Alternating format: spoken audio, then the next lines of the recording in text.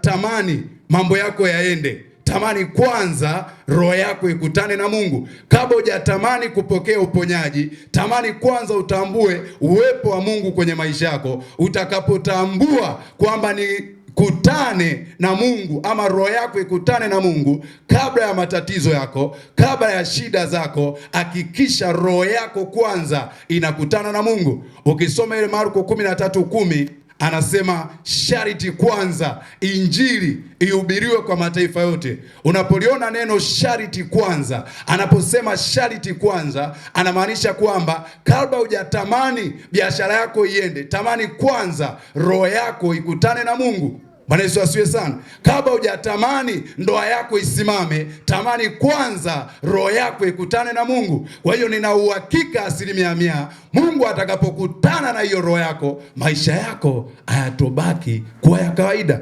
Bwana Yesu asifiwe sana.